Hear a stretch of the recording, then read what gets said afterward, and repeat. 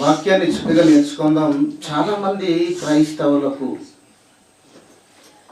ఇప్పటి వరకు కూడా బైబిల్ మన చేతికి ఉన్న చదివితే మనకు అర్థమయ్యేది, కానీ అర్థం కావటం లేదు. ఎవరికి ప్రార్థన చేయాలో తెలియని దుస్థితి ఈరోజు క్రైస్తవ్యానికి నెలకొంది. అంటే కారణం సోమరులై, బద్ధకస్తులై, చెప్తుంటే వాక్యాన్ని వినక,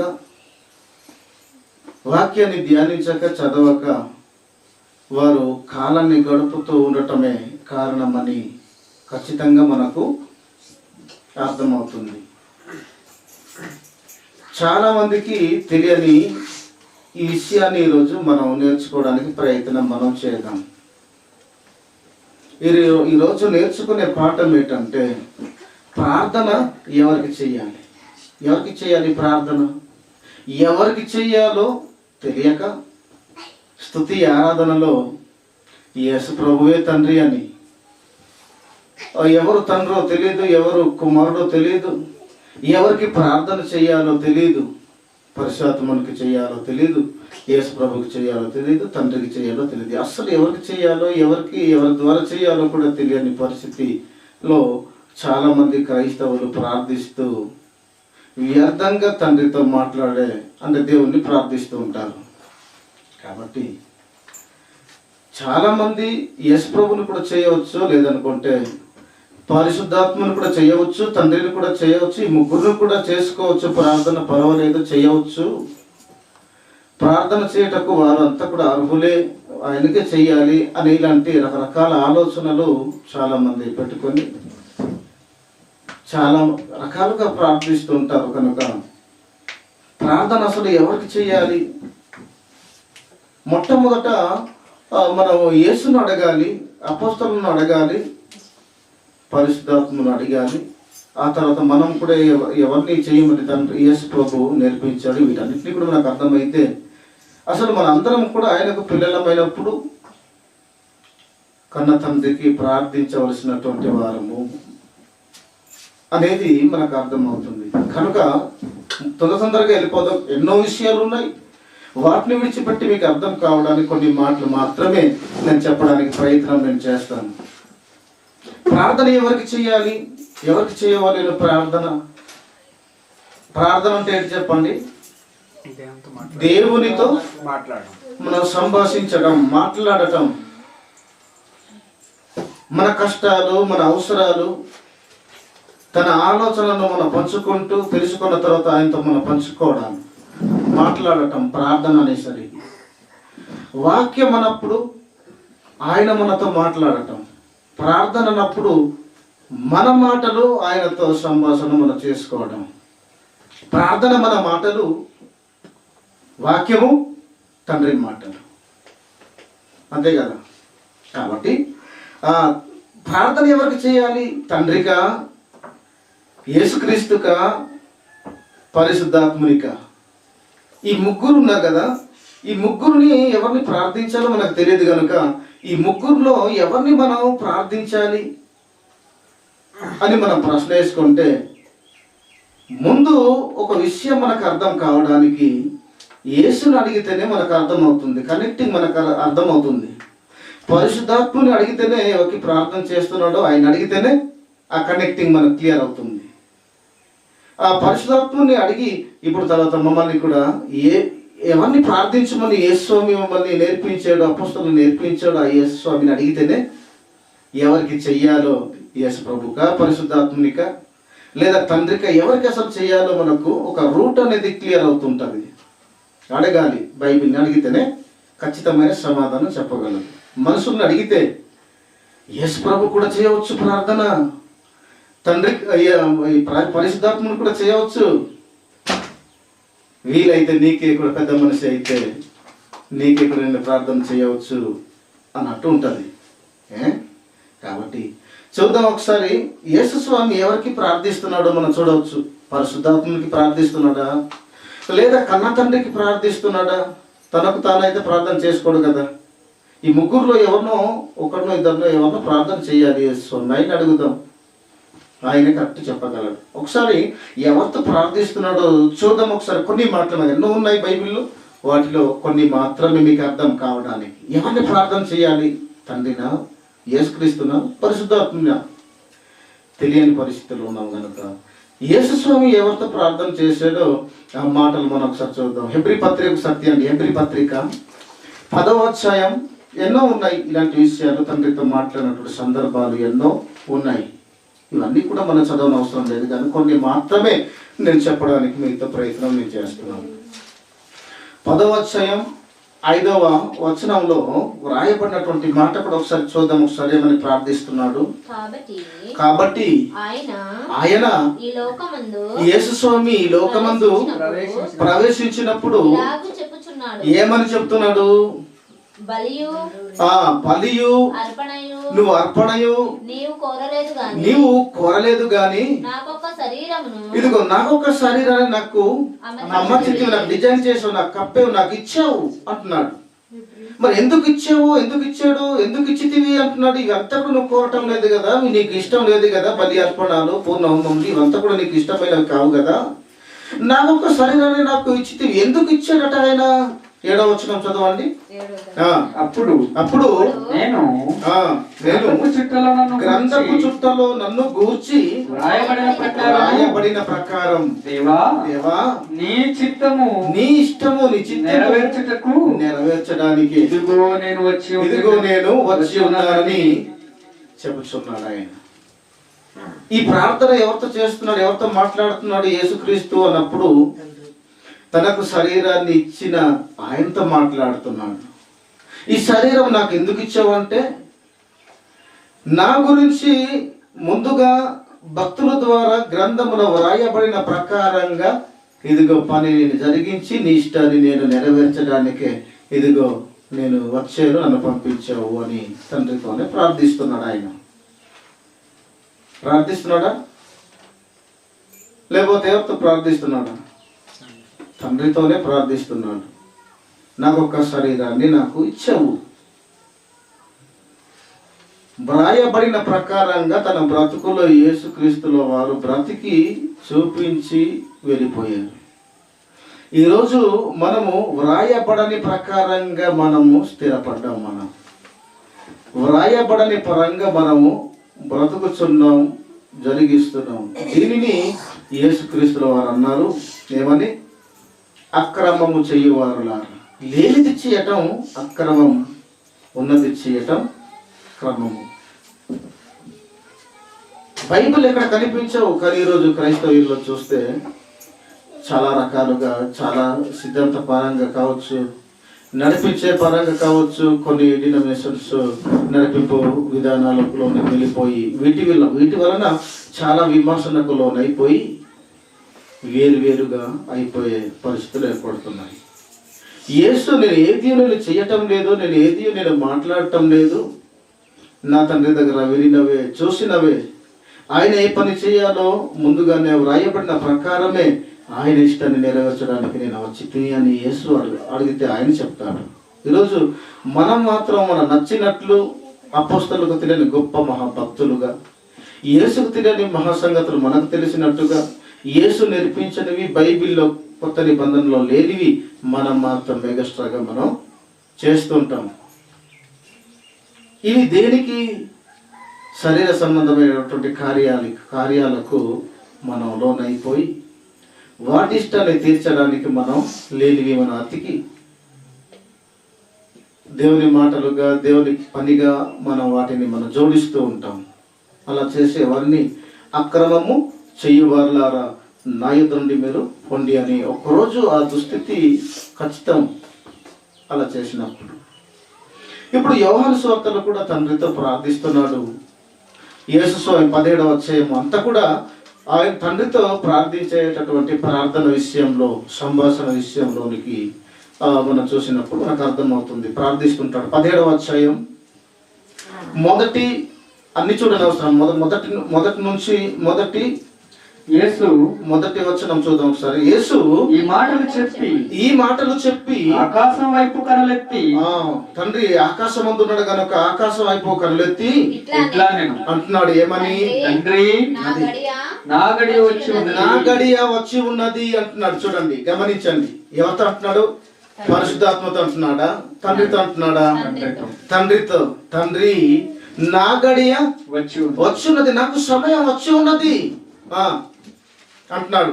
4వ మాట నుంచి 9వ వరకు మనం కంటిన్యూ. చేయుటకు నీవు నాకు ఇచ్చిన పని ఇదిగో భూమి మీద ఈ శరీరం నాకు ఇచ్చి పంపించావు. నేను ఏ పనులు చేయాలో ఆ పనులు నేను చేయడానికి ఇదిగో నేను వచ్చున్నాను. నేను సంపూర్ణముగా నెరవేర్చి నేను చేయవలసినటువంటి కార్యక్రమాలు నేను సంపూర్ణముగా నెరవేర్చి భూమి మీద నిన్ను మహిమ నేను ఎక్కడో కాదు, మరణించిన తర్వాత కాదు, నిన్ను బ్రతికుండగానే భూలోకంలోనే సంపూర్ణంగా నెరవేర్చి నిన్ను మహిమ పరిచితిని అంటున్నాడు. కంటిన్యూ చేయాలి. తండ్రి లోకం పుట్టక మునుపు అంటున్నాడు. పరిశుద్ధాత్ముడా అని అనటం లేదు. తండ్రి లోకము పుట్టక మునుపు ఈ లోకము పుట్టక మునుపు నీ యొద్ద నాకు ఏ మహిమ ఉండదు, నాకు ఎలాంటి మహిమ ఉండిందో ఆ మహిమతోనే నన్ను ఇప్పుడు నీ యొద్ద మహిమపరచుము. నీ చెంతకు వచ్చినప్పుడు, నీ యొద్ద వచ్చినప్పుడు నన్ను మహిమపరచుము. ఆ మహిమతోనే, ఏ మహిమ అయితే నాకు ఒకప్పుడు ఉండిందో ఆ మహిమతోనే నన్ను నీ యొద్ద వచ్చినప్పుడు నన్ను మహిమపరచుము అంటున్నాడు, నన్ను ఘనపరచుము అని అంటున్నాడు. ఇంకా నెక్స్ట్, లోకము నుండి నీవు నాకు అనుగ్రహించిన వారు అనుగ్రహించిన మనుషులకు నీ నామమును ప్రత్యక్ష పరిచితిని అంటున్నాడు. ఇక్కడ మీరు ఒక విషయాన్ని మీరు గమనించాలి. చాలా విషయాలు ఉన్నాయి దీనికి సంబంధించి, కానీ ఒక మాట మీకు అర్థం కావడానికి చెప్తున్నాను. లోకము నుండి నీవు నాకు అనుగ్రహించిన మనుషులకు, ఇప్పుడు ఈ లోకము నుండి తండ్రి నాకు అనుగ్రహించిన మనుషులుగా మీరున్నారు, ఆత్మలుగా మీరు ఉన్నారు. నాకు అనుగ్రహించిన వారే నాతో ఉంటారు, నా నడిపింపులోనికి ఉంటారు. నేను పాలించే ఒక పాలనలోనికి ఉండవలసిన వారు దేవుడు నాకు ఇచ్చి ఉంటేనే వారు ఉండగలరు. నాకు ఇవన్నీ వారు అక్రమం చేస్తే ఎక్కడికో వారు వెళ్ళిపోతారు. వాళ్ళు నాకు ఇచ్చిన వారి చివరి వరకు కూడా వారు ఉంటారు. కాబట్టి ఏమంటున్నాడు, అనుగ్రహించిన మనుషులకు నీ నామాన్ని నేను ప్రత్యక్ష పరిస్థితి నేను చూపించాను నేను అంటున్నాడు. నామం అంటే ఏంటి చెప్పండి? పేరు. పేరు అంటే ఏంటి చెప్పండి? నా గుణాన్ని సూచించేది పేరు అనేసరికి. నీ నామమును వారికి ప్రత్యక్ష పరిస్థితిని, ప్రత్యక్షం అంటే కనబడటం, చూపించటం, నిరూపించటం. అర్థమవుతుందా? నీ నామాన్ని నాకు ఎంతమంది అయితే నాకు ఇచ్చావో వారికి నీ నామాన్ని ప్రత్యక్ష పరిస్థితిని చూపించే, నీ గుణాన్ని, పేరును, నీ గుణాన్ని నేను వారికి నేర్పించాను తండ్రి అంటున్నాడు. నీ గుణము, నీ స్వభావము, నీ మనస్తత్వము, నీ ఆలోచన ఏటో వారికి నేర్పించాను నేను. ఇప్పుడు నా దేవుని సన్నిధిలో వచ్చిన మీరందరూ కూడా ప్రభు నాకు అనుగ్రహింపగా మీరు ఇక్కడ ఉన్నారు. మీ అందరినీ కూడా ప్రభు మనసులో నేను ఏం చేయాలి? ఆయన నామాన్ని నేను ఏం చేయాలి? మీకు కూడా నేను ప్రత్యక్షపరచాలి, నేను చూపించాలి. ఆయన గుణాన్ని నేను మీ అందరికి కూడా నేను తెలియజేయాలి. నేను తెలియజేసి తిని అంటున్నాడు. ఇంకా కింద మాటలు, వారు ఎవరంటే వారు నీ వారు అయి ఉన్నారు. వాళ్ళు నీవు వారును నాకు అనుగ్రహించితివి. వారు నీ వాక్యం గైకొని ఉన్నారు. వారు నీ వాక్యాన్ని ఏం చేస్తున్నారు? పాటిస్తున్నారు. వాళ్ళు నేను చెప్పిన ప్రకారంగా వారు ప్రవర్తిస్తున్నారు. వారు ఎవరు? నీవారే. నువ్వు చెప్పిన ప్రకారంగా ప్రవర్తించేవారు నీవారే. ప్రవర్తించని వారు నీవారు కాదు. 9 వరకు అయిపోయిందా? ఇంకా చదవండి. నీవు నాకు అనుగ్రహించిన మాటలు, నువ్వు నాకు ఏ సంగతులు, ఏ మాటలు అయితే నాకు ఇచ్చావో, నేర్పించావో, అనుగ్రహించితివో నేను వారికి ఇచ్చున్నాను. ఆ మాటలే నీవు నాకు అనుగ్రహించిన వారికి ఆ మాటలే ఇచ్చే, నేను వారికి ఆ మాటలే నేను నేర్పించాను. వారు నేను నేర్పించినటువంటి ఆ మాటలను అంగీకరించారు, వారు స్వీకరించారు. నేను నీ యొద్ద నుండి బయలుదేరి వచ్చి తిని అని నిజముగా ఎరిగి నీవు నన్ను పంపితివని వారు నమ్మారు. కాబట్టే వనియు నువ్వు నాకు అనుగ్రహించినవన్నీ ఎన్నైతున్నాయో అన్నీ నీ వలననే నీ వలనే కలిగినవని వారు ఇప్పుడు ఎరిగి ఉన్నారు. వారు ఇప్పుడు తెలుసుకొని ఉన్నారు. చూడండి, ఈ ప్రార్థన ఎవరితో చేస్తున్నాడు? తండ్రితోనే, పంపిన ఆయనతోనే ప్రార్థించేది యేసు స్వామి, ఎవరితోనో కాదు. ఇలా మనం చూసుకుంటూ మనం వెళ్ళిపోతే మత్తయి సువార్త 26:38-42 వరకు కూడా చూసినప్పుడు యేసు ఈ ఎవరితో ప్రార్థిస్తున్నాడు ఈ సంభాషణ మనకు కనపడుతుంది. అదే విషయాలు అలా సందర్భాన్ని యోహాను సువార్త 11:32-38 43-44 చూసేసరికి ఇవంతా కూడా అవసరం లేదు, నేను ఇంకా ముందుకు వెళ్ళిపోతున్నాను. నేను ఇవన్నీ చెప్తే అవి మనకు ఈరోజు టైం సరిపోతాయి. కాబట్టి ఇవంతా కూడా లాజరు చనిపోయేసరికి మరి ప్రార్థించేది తండ్రినే. ఎవరు ప్రార్థించినా, ఎప్పుడు ప్రార్థించిన యేసు స్వామి తన బ్రతుకులో పరిశుద్ధాత్ముని కాదు, తండ్రినే ప్రార్థన చేశాడు. ఎందుకు? ఆయన తండ్రి, ఆయన కుమారుడు. అర్థం చేసుకోవాలి మీరు. కాబట్టి మళ్ళీ చూద్దాం ఒకసారి యేసు స్వామి మరి ప్రార్థించే ప్రార్థనలు మనం చూసాం. చాలా విషయాలు ఉన్నాయి. మార్కు సువార్త 14:36 ఇలా బైబిల్ అంతా కూడా మనము చూసారు. కొత్త నిబంధనలో ఇవంతా కూడా యేసు స్వామి తన బ్రతుకులో తండ్రితో చేసినటువంటి ప్రార్థనలు, సంభాషణలు ఇవంతా కూడా మాటికి క్షణం ప్రతి దినం ఆయనతో మాట్లాడినటువంటి విషయాలు మనకు కనబడతాయి. ఎన్నో వీటన్నిటిని మనం నేర్చుకోవాల్సిన అవసరం లేదు. ఇవంతా ప్రార్థన చేసడం మనకు అర్థమైంది. యేసు తండ్రికి ప్రార్థించాడా లేదా పరిశుద్ధాత్మునికి ప్రార్థించాడా అంటే మనకు అర్థమైంది ఏంటంటే కన్న తండ్రికి మాత్రమే, యెహోవాకు మాత్రమే ప్రార్థన చేసేడని మనకు అర్థమైంది.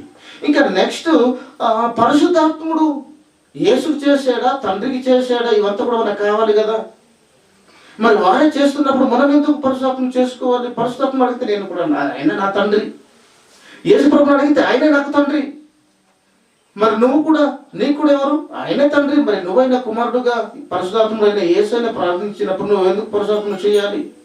ఎందుకు యేసుక్రీస్తు నువ్వు చేయాలి? నువ్వు ఎవరికి చేయాలో నిన్ను కూడా నేర్పుతుంది, నన్ను కూడా నేర్పుతుంది ఈరోజు ప్రార్థన ఎవరికి చేయాలో కనెక్టింగ్ చూడవచ్చు. ఇప్పుడు పరిశుద్ధాత్ముడు యేసుకు తండ్రిని యేసుక్రీస్తుల వారు ప్రార్థించాడని మనకు అర్థమైంది. ఇప్పుడు పరిశుద్ధాత్ముడు కూడా ఒకవేళ యేసుకు కూడా ప్రార్థన చేసి ఉండొచ్చు కదా. ఒకసారి చూద్దాం ఒకసారి బైబిల్ గ్రంథంలో చూద్దాం. గలతీ పత్రిక 6వ అధ్యాయం 4వ అధ్యాయం 6వ వచనంలో చూద్దాం.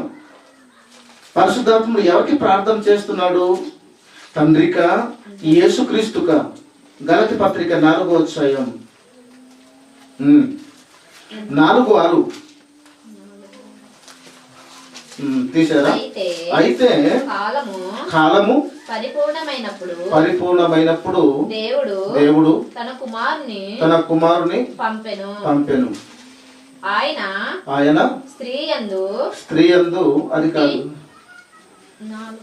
4:6లోనేనా గలతీ పత్రిక? మరియు మీరు కుమారులై ఉన్నందున నాయనా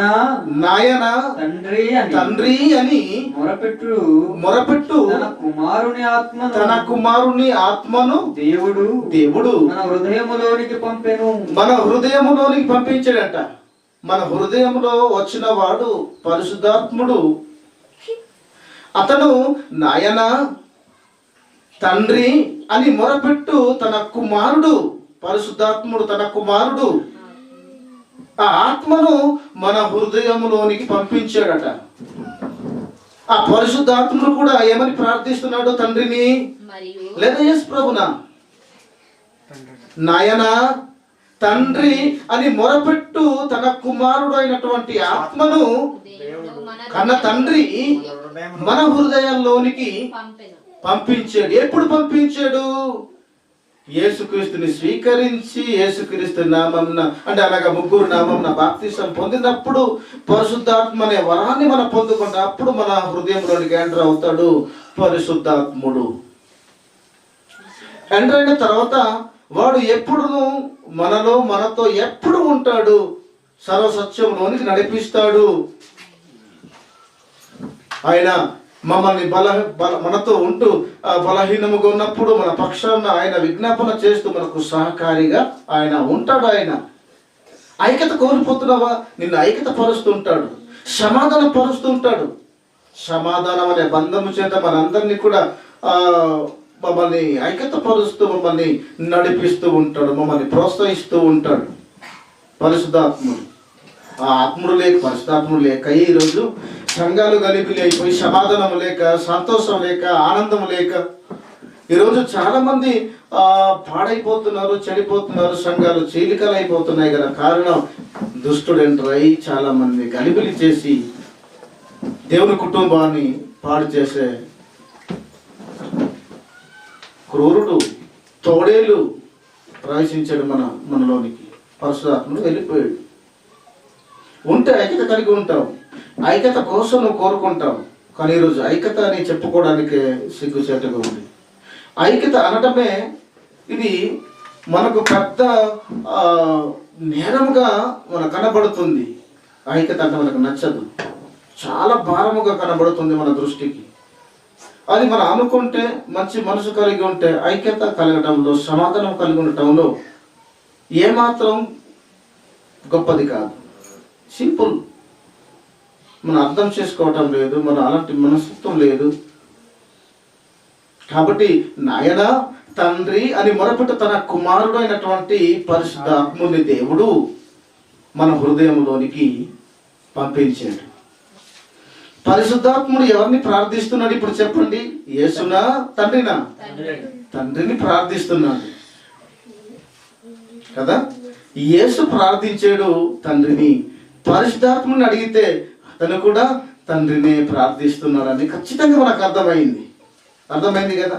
ఇప్పుడు మనకి అర్థం కానిది ఈ ముగ్గురులో ఎవరిని ప్రార్థన చేయాలి? ఇది మనకు అతి ప్రాముఖ్యమైనటువంటి మన భక్తిలో, మన విశ్వాసములో, మన యాత్రిక ఈ ప్రయాణంలో ప్రభువుని మనం మాట్లాడినప్పుడు ఎవరితో మాట్లాడాలో అనే కనెక్ట్ మనకు తెలియాలి ఇప్పుడు కదా. తెలియాలి. ఈ ముగ్గురులో ఎవరిని ప్రార్థన చేయాలి మనకు అర్థం కావటం లేదు. కొంతమంది తండ్రిని అంటున్నారు, కొంతమంది పరిశుద్ధాత్మని కూడా అంటున్నారు, కొంతమంది యేసుక్రీస్తుని కూడా ప్రార్థన చేయవచ్చు అని అంటున్నారు. ఇవి ఏది క్లారిటీగా లేక చాలా మంది ప్రార్థనలు వృధా అయిపోతున్నాయి. ఎవరికి ప్రార్థన చెయ్యాలో, ఎవరి ద్వారా చెయ్యాలో ఆ ప్రార్థన యేసు ప్రభు యొద్దకు వెళ్ళాలి అంటే పరిశుద్ధాత్ముడు ఇవంతా కూడా చూసుకోవాలి. కనెక్టింగ్ ఉన్నాయి అంతేనా? ఇవంతా కూడా నీ మాట పాపమైనది ఉండకూడదు. అంటే అబద్ధాలు మాట్లాడి ఉండకూడదు, దొంగ మాటలు, పోకిరి మాటలు మాట్లాడి ఉండకూడదు. నీ హృదయం యథార్థమైనదో కాదు, నువ్వు వాక్య ప్రకారంగా నువ్వు ప్రవర్తిస్తున్నావు, ఇవంతా కూడా పరిశుద్ధాత్ముడు స్కేనింగ్ చేసి ఆ తర్వాత ఓకే అయితే పర్వాలేదు అనుకుంటే, ఓకే చేసుకుంటే, రైట్ చేసుకుంటే అప్పుడు పరిశుద్ధాత్ముడు యేసు స్వామికి పంపిస్తాడు. ఆ తర్వాత యేసు ద్వారా యేసు ప్రభు వారు తండ్రికి అప్లై చేస్తాడు. అప్పుడు తండ్రి వద్దకు వెళ్తుంది. లేకపోతే తప్పు కొట్టేసి పక్కన పెట్టేస్తాడు పరిశుద్ధాత్ముడు. ఇవంతా కూడా ముందు చూసేది వెళ్ళిపోతున్నాయి తండ్రి దగ్గర అనుకుంటున్నాం మనం ఏం తెలియక. ఇప్పుడు చూద్దాం, ఎంత మంచి మాటలు చూద్దాం. ఇప్పుడు ఏమంటున్నాడు ఒకసారి బైబిల్ గ్రంథంలో 8వ అధ్యాయం రోమ పత్రికలో కూడా మనం చూద్దాం ఒకసారి.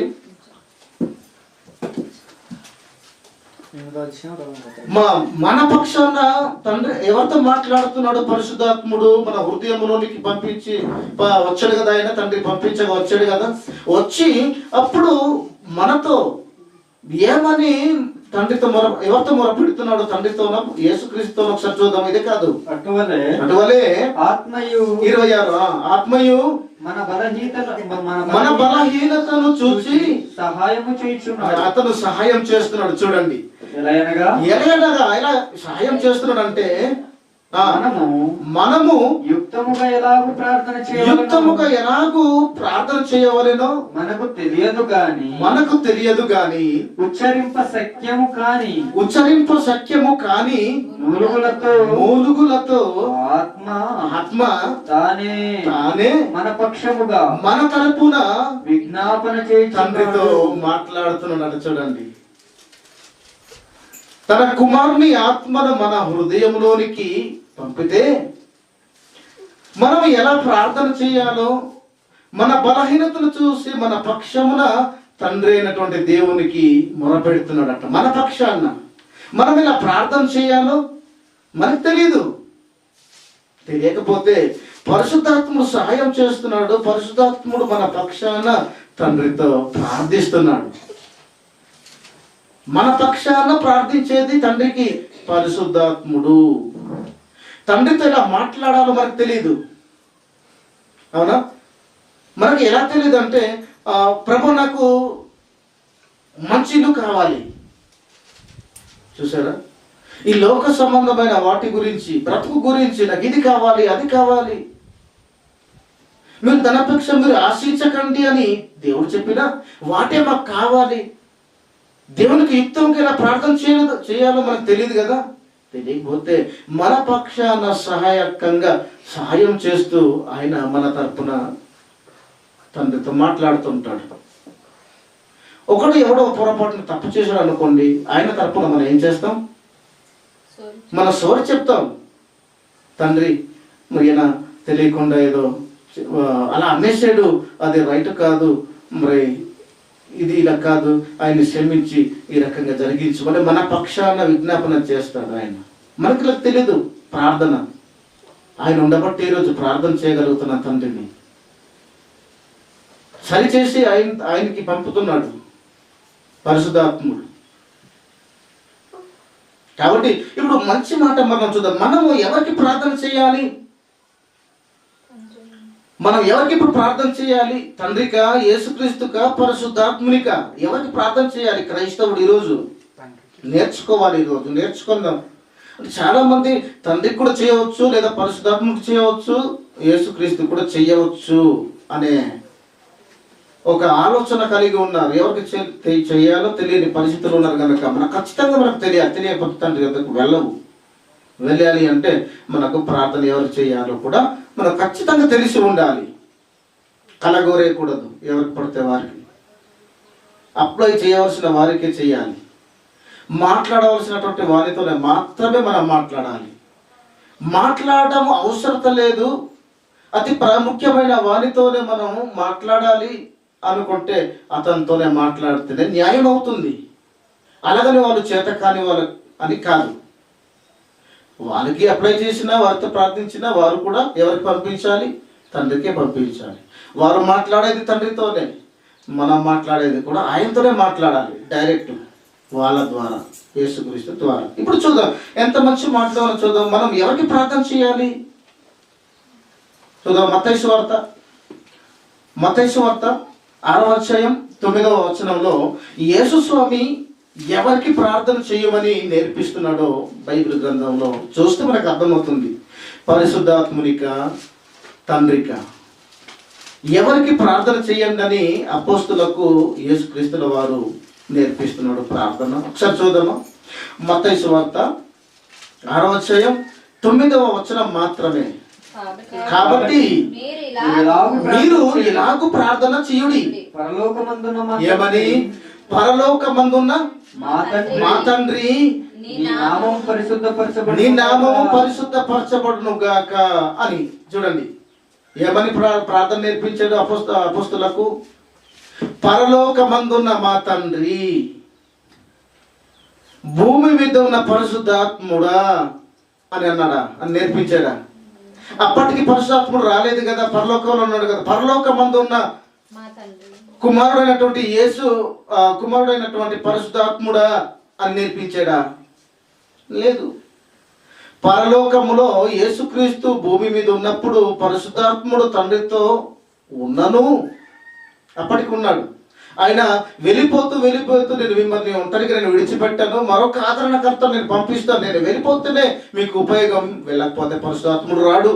పరిశుద్ధాత్మ రావడానికి తండ్రికి నేను మాట్లాడతాను, అప్పుడు అతను వస్తాడు, మిమ్మల్ని సర్వసత్యంలో నడిపిస్తాడని అపోస్తలకు తను ఆరోహణమయ్యే ముందు ఆరోహణమవుతూ ఆ సందర్భాలు చెప్తూ ఆయన వెళ్ళిపోతాడు. ఆ తర్వాత పెంతెకొస్తన్న పండుగ దినమున కొంతకాలం పోయిన తర్వాత అప్పుడు అపోస్తలులను ఎన్నికలు అంతా కూడా పిల్లపోయిన తర్వాత మేడగదిలోనికి వెళ్ళిన తర్వాత యెరూషలేములో పరిశుద్ధాత్ముడు ఎల్లప్పుడూ మనతో ఈ లోకంలో ఉండడానికి ఆయన వచ్చాడు, ఆదరణకర్తగా వచ్చాడు. అంతవరకు పరిశుద్ధాత్ముడు మరి పరిశుద్ధాత్మ వరాలు కలిగినటువంటి దైవజనులు లేదా యేసుస్వామి చేసిన, అపోస్తలులు చేసిన కానీ వచ్చి కార్యాన్ని జరిగించి ఆయన మరల పరలోకానికి అప్పటికి రాకపోక జరిగేది. అప్పటికి కానీ స్థిరంగా ఆయన వెళ్ళిపోయిన తర్వాత భూమి మీదకి వచ్చాడు. ఆయన వచ్చాడు కాబట్టి ఏమంటున్నాడంటే ఇక్కడ చూడండి, పరిశుద్ధాత్ముడు విషయంలో మనం ఆలోచన చేసినప్పుడు భూమి మీద ఆయన ఈ లోకంలో వచ్చిన తర్వాత యేసుస్వామి వెళ్ళిపోయిన తర్వాత పరిశుద్ధాత్ముడు ఈ లోకానికి వచ్చాడు. పరలోకంలోనే పరిశుద్ధాత్ముడు అప్పటికి ఉన్నాడు. ఉన్నప్పుడు యేసుస్వామి అపోస్తలకు ప్రార్థన మాకు నేర్పించమంటే తమ జీవితాన్ని బట్టి తమ త్యాగాన్ని బట్టి యేసుక్రీస్తుల వారు కొండ మీద ఆయన ప్రార్థన చేసిన తర్వాత మాకు కూడా ప్రార్థన నేర్పించమని శిష్యులు అడిగితే వారితో నేర్పిస్తున్నాడు. అడ్రస్ చెప్తున్నాడు. అడ్రస్ ఏదైనా కూడా మనం మేము ఎక్కడ ఉన్నామో వాటి అన్నిటిని మొత్తం ఇల్లుతో సహా డోర్ నెంబర్తో సహా మనం అడ్రస్ ఎలాగైతే చెప్తామో అలాగే ప్రార్థనలో నేర్పిస్తున్నాడు అపోస్తలులకు. పరలోకమందున్న మా తండ్రి అని, పరలోకమందున్న పరిశుద్ధాత్ముడా అని నేర్పించటం లేదు. అంటే పరిశుద్ధాత్ముని కాదనమాట. పరలోకంలో ఉన్న పరిశుద్ధాత్ముడు అతనికి ప్రార్థన కాదు, తండ్రికే నేర్పించాడు అని మనకు అర్థమైంది. చెప్పండి, ఇప్పుడు ప్రార్థన మనం ఎవరికి చేయాలి, ఎవరికి చేయమని నేర్పించాడు యేసుక్రీస్తు? పరిశుద్ధాత్మునికా తండ్రికా? తండ్రికి. పరిశుద్ధాత్మునికి అయితే కాదు. అప్పటికి పరిశుద్ధాత్ముడు అక్కడే ఉన్నాడా అంటే ఖచ్చితంగా ఉన్నాడు. అప్పటికి ఉన్నాడు. విషయాలు మీకు అర్థం కావాలి, తెలియాలి. బైబిలు అప్పుడే భూమి మీద ఉన్నాడా లేదా అక్కడే ఉన్నాడా? పరలోకంలో ఉన్న అతనికి చేయలేదు, నేర్పించలేదు. తండ్రికే చేయాలని నేర్పించాడు. ఇప్పుడు నెక్స్ట్ మనం చెప్పుకుంటూ వెళ్ళిపోతాం. రోమపత్రిక 8:15 కూడా చూద్దాం ఒకసారి. సహాయం చేయాలి. రోమపత్రిక 8వ అధ్యాయము 15వ వచనంలో కూడా ఏమంటున్నాడు? మంచి మాట. ఎలయనగా మరలా భయపడుటకు మీరు దాస్యపు ఆత్మను పొందలేదు గాని దత్తపుత్రాత్మను పొందితిరి. ఆ ఆత్మ కలిగిన వారై మనమందరం అబ్బా తండ్రి అని మొరపెడుచు. మనం కూడా అబ్బా తండ్రి అని మొరపెడుతున్నాము. అబ్బా అంటే నైనా, తండ్రి అని. పరిశుద్ధాత్ముడు ఎలాగా ప్రార్థన చేశాడో గలతీపత్రిక 4:6 అలానే పరిశుద్ధాత్ముడు మనం అలాంటి అబ్బా తండ్రి అని, నాయనా తండ్రి అని మొరపెట్టు తన కుమారుని ఆత్మను మన హృదయంలోని పంపిస్తే మనం కూడా ఏమని ప్రార్థిస్తాం? మనం కూడా నాయనా తండ్రి, అబ్బా తండ్రి అని మనము కూడా మొరపెడుచున్నాం. అంటే కారణం తండ్రిని మొరపెట్టే తన కుమారుని ఆత్మ కుమారులైనటువంటి మన యొద్దకు వచ్చాడు కనుక మనము అబ్బా తండ్రి అంటున్నాం. పరిశుద్ధాత్ముడు అబ్బా తండ్రి అంటున్నాడు. యేసుక్రీస్తు కూడా అబ్బా తండ్రి అని అంటున్నాడు. నాయన అంటున్నాడు, తండ్రి అంటున్నాడు. ఆయన కూడా ఎందుకు అనాలి? ఆయన తండ్రి కనుక, మనం కుమారులము కనుక. మనకు ఏ కష్టం వచ్చినా, ఏ బాధ వచ్చినా, ఏ సమస్య వచ్చినా మనం అడగవలసినది, మనం కోరవలసినది, తెలియజేయవలసినది ఎవరిని? తల్లిదండ్రులనే కదా, ఆ తండ్రినే కదా.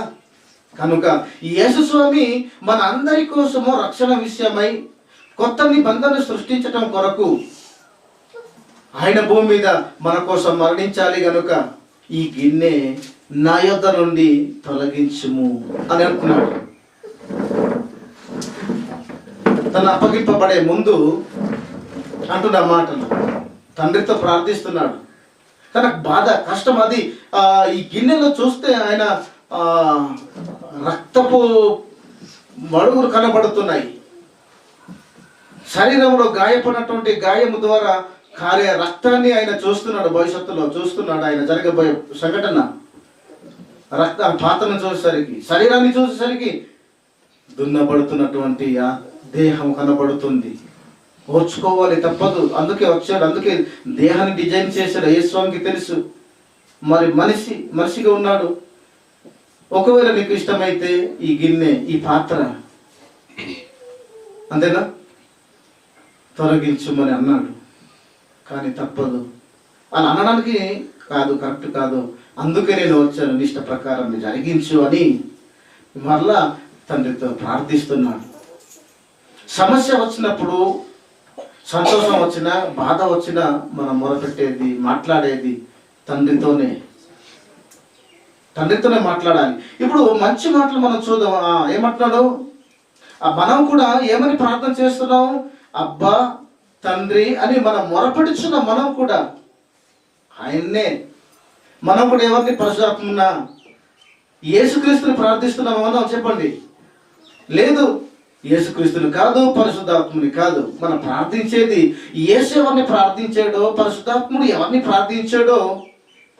తండ్రికి వీరు కుమారులు గనుక మనం కూడా కుమారులము గనుక యేసు ప్రభు పరిశుద్ధాత్ముడు ప్రార్థించిన కన్న తండ్రికి ఈరోజు మనం కూడా కుమారులుగా నాయన తండ్రి, అబ్బా తండ్రి అని మనం కూడా మొరపెట్టుచున్నాం.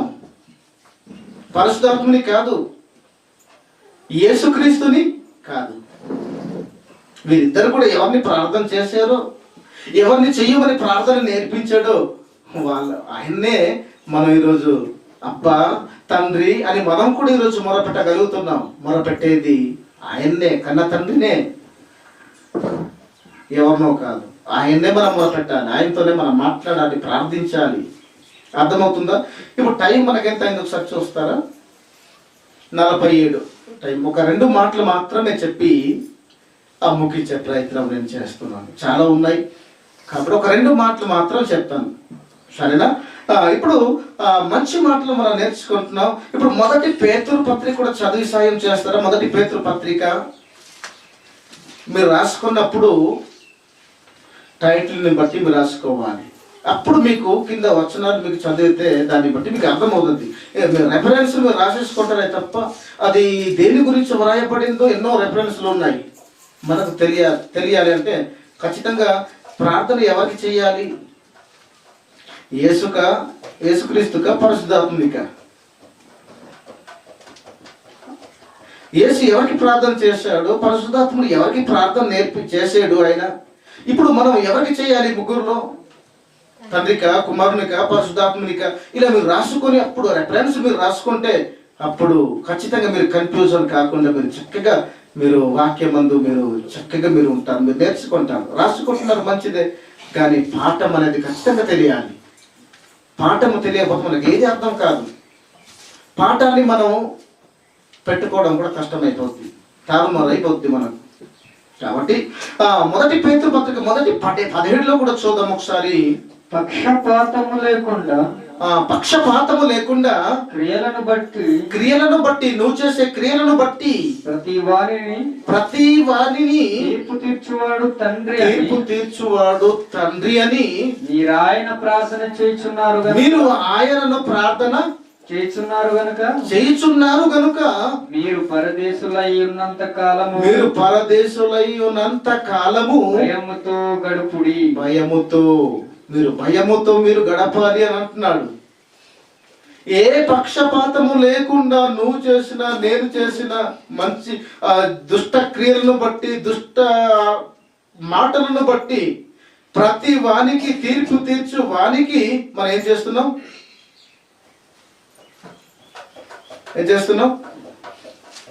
క్రియలను బట్టి ప్రతి వానికి తీర్పు ఇచ్చేవానికి ఆయనకు ప్రార్థన చేయొచ్చు. ఆయనకు మన ప్రార్థన చేయ, పక్షపాతము లేకుండా మన క్రియలను బట్టి తీర్పు తీర్చే ఆయనకు మనం ఏం చేస్తున్నాం? ప్రార్థన మనం చేస్తున్నాం. ఆయనకే, తండ్రికి ప్రార్థిస్తున్నాం. యేసుక్రీస్తు కాదు, పరిశుద్ధాత్మునికి కాదు. అర్థమవుతుందా? ఇంకా నెక్స్ట్ ముందుకు వెళ్ళిపోదాం. మత్తయి సువార్త 6వ అధ్యాయం 6వ వచనం 8వ వచనం కూడా చూద్దాం ఒకసారి. 6వ వచనం 8వ వచనం. నీవు ప్రార్థన చేయనప్పుడు, నువ్వు ప్రార్థన చేసినప్పుడు గదిలోనికి వెళ్ళి అంటున్నాడు, నీ గదిలోనికి నువ్వు వెళ్ళి తలుపు వేసేసి రహస్యమందున్న నీ తండ్రికి, అది ఎవరితో? రహస్యమందున్న యేసుక్రీస్తుకి, రహస్యమందున్న పరిశుద్ధాత్మునికి అన్నాడా? రహస్యమందున్న నీ తండ్రికి ప్రార్థన చేయము. మనం ఎవరికి ప్రార్థన చేయాలి? తండ్రికి ప్రార్థన చేయాలట. రహస్యమందు ఉన్నాడు ఆయన, ఒంటరిగా ఉన్నాడు ఆయన. అప్పుడు అతనికి ప్రార్థన మనం చెయ్యాలి అంటున్నాడు. చూడండి ఎంత మంచి మాట. ఎవరితో అంటున్నాడు? మీరు ప్రార్థన చేసినప్పుడు మీకంటూ ఒక గది ఉంది, ఆ గదిలోనికి వెళ్ళి తలుపు వేయండి. అంటే అంత సీక్రెట్ అనమాట. అంటే ఎవరికి వినపడకూడదా? లేదు, ఎవరికి వినపడకూడదు. ఎవరితో అయితే మనం మాట్లాడుతున్నామో అతనితోనే మాత్రమే మనకు అవసరమైనది, కనెక్టింగ్ అవసరమైనది. అతనికి మాకును మాత్రమే సంభాషణ మన మధ్య తప్ప వేషధారణగా ఇతరులకు ఎవ్వరికి ఆ సమస్య మంచి ఏదైనా కూడా తండ్రితో మాట్లాడినప్పుడు ఎవ్వరికి వినబడకూడదు, ఎవ్వరికి తెలియకూడదు, ఎవ్వరికి అవసరం లేదు. ఆయనకి నీకు మాత్రమే మధ్య ఉన్నటువంటి అవసరత కలిగి మీరు ప్రార్థన చేయవచ్చు. అది మంచిది కావచ్చు, చెడ్డది కావచ్చు, నువ్వు చేసిన నేరాన్ని బట్టి ఒప్పుకోలు కావచ్చు, లేదంటే అనేక మందికి ఒక మంచి మనస్తత్వం కలిగి వారికి ఒక దయగుణం విషయాన్ని మీరు దయచేయాలనే ఒక మంచి ఏది చాలా విషయాలు ఉన్నాయి కదా. వీటన్నిటిని గురించి ఏ విషయం మీద నువ్వు మాట్లాడుతున్నావో ఆ విషయంలో ఎవరికి తెలియకుండా ఉండడానికి నీ గదిలోనికి వెళ్ళి తర్వాత తలుపు మూసి, ఎంత సీక్రెట్ అవంతా కూడా ఎంత సీక్రెట్ అయి ఉండాలి. గది లోపల వెళ్తేనే ఎవరికి వినపడదు సరిగా, ఇంకా తలుపు మూసేస్తే ఇంకా వినపడదు, అంత సీక్రెట్. మరి ఎవరికి వినపడాలంటే రహస్యమందు నీ తండ్రి నా తండ్రి ఉన్నాడు, ఆయనకు మాత్రమే వినపడాలి, ఆయనకి మాత్రమే మనం ప్రార్థన చేయాలి. నీకును ఆయనకి మాత్రమే మధ్య సంబంధం తప్ప పక్కవాడికి అవసరత లేదు. మరి ప్రార్థన మనం చేయవలసిన ప్రార్థన ఎవరికి? నువ్వు గదికి వెళ్ళి తలుపు మూసి నువ్వు ప్రార్థన చేసే ప్రతి ప్రార్థనలో కానీ పరిశుద్ధాత్మునిక, యేసుక్రీస్తుక, తండ్రిక ఒకసారి మీరే చెప్పేయండి. ఇదే క్లియర్ అవుతుంది మీకు. ఇలా రూట్ మీకు క్లియర్ అవుతుంది. మీకు చెప్పేవాడు ఉంటే బాగా బైబిల్ సమయమందున ఆ సమయమందు ప్రయాసపడుతూ తగిన సమయానికి సమయోచితమైనటువంటి జ్ఞానాన్ని బోధించేవారు అనుభవం కలిగి ఉండాలంటే కష్టపడాలి, వాక్యాన్ని అడగాలి, ధ్యానించాలి. సోమరితనమై చదవక ఆదివారం వస్తే వాక్యాన్ని పట్టుకొని పరిశుద్ధాత్మ చూసుకుంటాడులే, మాట్లాడేవాడు నేను కాను, ఆ సమయం నా గడియలో పరిశుద్ధాత్ముడే మాట్లాడును. అది ఎందుకు చెప్పబడిన మాట? ఈ సోమరితనమైనటువంటి వారు చెప్పలేరు. అర్థమవుతుందా? చక్కగా వినండి. ఎక్కడ రక్షణ ఉంది? ఎవరి ద్వారా నేను వింటే రక్షణ పొందుకోగలుగుతాను? ఇంత నిత్యజీవపు మాటలు గల వాడు నిన్ను విడిచి మేము ఎక్కడికి పోతామయ్యా అన్నారు అపోస్తలుడు. మీరు కూడా వెళ్ళిపోవాలని ఉన్నారా అన్నాడు మిగిలిన వారిని. ఎక్కడ వెళ్తాం తండ్రి? యేసు ప్రభువా నిత్యజీవపు మాటలు గలవాడు నువ్వే, అలాంటి నిన్ను విడిచి మేము ఎక్కడికి వెళ్ళిపోవాలయ్యా అంటున్నారు వాళ్ళు. ఇంత మంచి రక్షణ గల బోధ ఇక్కడ ఉందో ఎక్కడుందో మీరే అబ్జర్వేషన్ మీరు చేసుకొని, మీరు ఎక్కడుంటే మంచిది, ఎక్కడ వెళ్తే న్యాయం, ఎక్కడ వెళ్తే నా ఆత్మ రక్షణ పొందుతుంది, ఎక్కడ వెళ్తే పరలోక రాజ్యాల్లో ప్రవేశించే మార్గం కనబడుతుంది. ఎవరు సరిగ్గా చెప్పగలరు? తెలియాలి, మందకు తెలియాలి. ఎక్కడ వెళ్తే అక్కడ వాక్యమే అని అనుకోవడం అది చాలా పొరపాటు. అందుకే ఎక్కడ పడితే అక్కడ వాక్యమే చెప్పరు కనుక యేసు స్వామి అన్నాడు మార్కు సువార్త 4:24లో, మీరు ఏమి వినుచున్నారు? ఎందుకు అనాలా మాట? కృష్ణ వాక్యమే చెప్తే, సీమోను వాక్యమే చెప్తే, నేను వాక్యమే చెప్తే ఎందుకు ఆ మాటలు అన్నాలి మధ్యలో అడ్డంగా? మీరు ఏమి వినుచున్నారు? ఎంత ప్రమాదం ఉంది అక్కడ. అంటే వాక్యం చెప్పటం లేదన్నమాట. ఏందేవి అది వాక్యము చెప్తే ఎందుకు ఆ మాట అన్నారు యేసు స్వామి? వాక్యమే చెప్పిన వాక్యమే కదా. అలాంటప్పుడు ఇంకా మరి జాగ్రత్త చూసుకోవాల్సిన అవసరం ఏంటి వినే విషయంలో? ఎవరు చెప్పినా రక్షణ బోధ అనుకోవచ్చు కదా, కానీ అన్ని రక్షణ బోధ కాదు. అందరూ రక్షణ బాట నడిపించే బోధ ఎవరు బోధించారు సరిగా. అలాగని నేనే చెప్తున్నా అనటం లేదు, కానీ మనం ఒక పచ్చి నిజాన్ని తెలుసుకోవాలి. మీరు ఏమి వినుచున్నారు అన్నాడంటే వాడు కూడా ఒకవేళ దొంగ ఉండవచ్చేమో, తప్పుడు మార్గాన్ని నడిపించే బోధ చేయవచ్చేమో. వినడానికి నువ్వు వెళ్తున్నావు, మోసపోతావు. జాగ్రత్త, నువ్వు వింటున్నావు కనుక నువ్వు మోసపోతావు. వినని వాడికి ఎలాగో తెలియదు, వాడు వినలేదు, వాడు మోసపోతూనే ఉన్నాడు. వీడికి పర్లేదు, కానీ నువ్వు వెళ్ళి వింటున్నావు. నువ్వు చాలా ప్రమాదం ఉంది అక్కడ. కాబట్టి జాగ్రత్త అంటున్నాడు. బోధ ఒకటే కాదు కాబట్టి ఎక్కడ పడితే నేను అక్కడికి వెళ్ళిపోతాను, పరలోకానికి వెళ్ళిపోవడం అనేది మన బ్రహ్మ. అందరి చోట సత్యం రాదు, అందరి నోట వాక్యం కనబడదు, అందరి నోట రక్షణ బోధ, యేసు బోధ, అపోస్తలులకు నేర్పించిన బోధ కనబడదు. మీరు అర్థం చేసుకోండి. అందుకే చాలా మంది వెళ్ళిపోయారు, 70 మందిలో చాలా మంది వదిలేసి వెళ్ళిపోయారు. మరి మిగిలిన వారు కొద్ది మంది. వాళ్ళ వైపు చూసి అంటున్నాడు, యేసుప్రభు భయపడలేదండి, యేసుప్రభు భయపడలేదు అంటున్నాడు. మీరు కూడా వారు వెళ్ళిపోయారు కదా, మరి మిగిలినది మీరు మాత్రమే నాతో ఉన్నారు, మరి ఒకవేళ మీరు కూడా వెళ్ళిపోవాలని అనుకుంటున్నారా అని అన్నప్పుడు వారు అంటున్నారు, నిజంగా ఇక్కడ ఎంతో కొంత సత్యం ఇక్కడ ఉంటే, నా ద్వారా దేవుడు మాట్లాడి మిమ్మల్ని కాపాడే ప్రయత్నం చేస్తుంటే చెప్తున్నాను, ఇంత నిత్య జీవ మాటలు మేము వింటుండగా ఇక్కడ నుండి మేము ఎక్కడికి వెళ్ళిపోతాము? సోదరుడా, సేవక, నాయకుడా అనగలగాలి రక్షణ పొందేవారైతే. అంతేనా? అనాలి ఆ మాటకి. మరి నేను ప్రశ్నిస్తాను, నేను అంటాను, మరి చాలా మంది వెళ్ళిపోతున్నారు కదా, అలాంటప్పుడు మీరు మాత్రమే నాకు ఉన్నారు, మరి మీరు కూడా నన్ను విడిచిపెట్టి మీరు ఎక్కడికన్నా వెళ్ళిపోవాలని మీరు కూడా అనుకుంటున్నారు వారి వల్లే అన్నప్పుడు మీలో నుంచి వచ్చే సమాధానం అలా ఉండాలి. నిజంగా సరైనదే అయితే, నిజంగా నేను వాక్యానికి దగ్గరలో మాట్లాడుతూ, వాక్యానికి న్యాయపరంగా మీ ఆత్మ రక్షణ గల వాక్యాన్ని ప్రకటన నేను చేస్తూ, కష్టపడుతూ, ప్రయాసపడుతూ, నీకు బుద్ధి చెప్తూ ఉంటే, మీకు నేను చెప్పే వాక్యం వల్ల మీకు ఉపయోగమే అయితే మీరు అనగలగాలి ఆ మాటలు. ఎవడో చెప్పేస్తే మనం ఎందుకు నమ్మేస్తాం? మనం ఎందుకు డిసైడ్మెంట్ తీసుకొని నిత్య నాశనానికి మనకు కొని తెచ్చుకోవాలి? మనం ఇంత గొప్ప రక్షణ గల మాటలు మన మధ్య ఉండగా, మన కుటుంబంలోనే ఉండగా, అవునా? కాబట్టి